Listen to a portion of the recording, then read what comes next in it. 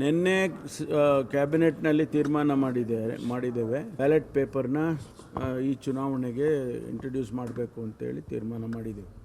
ತಾಲೂಕ್ ಪಂಚಾಯಿತಿ, ಗ್ರಾಮ ಪಂಚಾಯಿತಿ ಇವಕ್ಕೆಲ್ಲ ಮಾಡಬೇಕು ಅಂತೇಳಿ ತೀರ್ಮಾನ ಆಗಿದೆ. GBAಗೂ ಕೂಡ ಬಹುಶಃ ಅದನ್ನು ಅಪ್ಲೈ ಮಾಡ್ತಾರೆ. ಅವರು ಮಹಾತ್ಮ ಗಾಂಧೀಜಿಯವರ ಬಗ್ಗೆ ಏನು ಎಂಥ ಗೌರವ ಅಥವಾ ಎಂಥ ಭಾವನೆಗಳನ್ನು ಅವರು ಇಟ್ಕೊಂಡಿದ್ರು ಅನ್ನೋದು ಇಡೀ ಜಗತ್ತಿಗೆ ಗೊತ್ತಿದೆ. ಈಗ ಹೊಸದಾಗಿ ಏನೋ ಮಹಾತ್ಮ ಗಾಂಧೀಜಿ ಬಗ್ಗೆ ಮಾತಾಡೋಕ್ಕೆ ಹೋಗಿದ್ದಾರೆ. ಅಷ್ಟು ಒಂದು ಗೌರವ ಇರೋದಿದ್ದರೆ ಮಹಾತ್ಮ ಗಾಂಧೀಜಿ ಹೆಸರನ್ನು ನಾವು ಉದ್ಯೋಗ ಖಾತ್ರಿ ಯೋಜನೆಗೆ ಇಟ್ಟಿದ್ವಲ್ಲ, ಅದನ್ನು ಯಾಕೆ ತೆಗಿಯೋಕೆ ಹೋದರು? ಅದಕ್ಕೇನಾದರೂ ಒಂದು ಕಾರಣ ಇತ್ತ? ಯಾರಾದರೂ ತೆಗಿಬೇಕು ಅಂತೇಳಿ ಹೋರಾಟ ಮಾಡಿದ್ರ?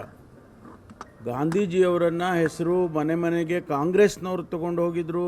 ಕಾಂಗ್ರೆಸ್ನವ್ರ ಹೆಸರು ಮಹಾತ್ಮ ಗಾಂಧೀಜಿ ಅವರ ಜೊತೆ ಜೋಡಣೆಯಾಗಿದೆ ಅಂಥೇಳಿ ಅದಾಗಬಾರ್ದು ಅಂಥೇಳಿ ತೆಗ್ದಿದ್ದಾರೆ.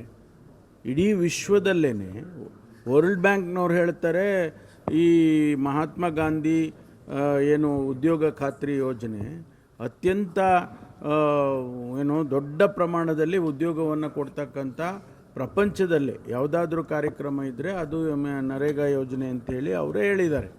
ಅನೇಕ ಇಂಟರ್ನ್ಯಾಷನಲ್ ಏಜೆನ್ಸಿಗಳು ಹೇಳಿದ್ದಾವೆ. ಅದೆಲ್ಲ ತಡ್ಕೊಳಕ್ಕಾಗಲಿಲ್ಲ ಭಾರತೀಯ ಜನತಾ ಪಾರ್ಟಿಯವರಿಗೆ, ಅದಕ್ಕಾಗಿ ಮಾಡಿದ್ದಾರೆ.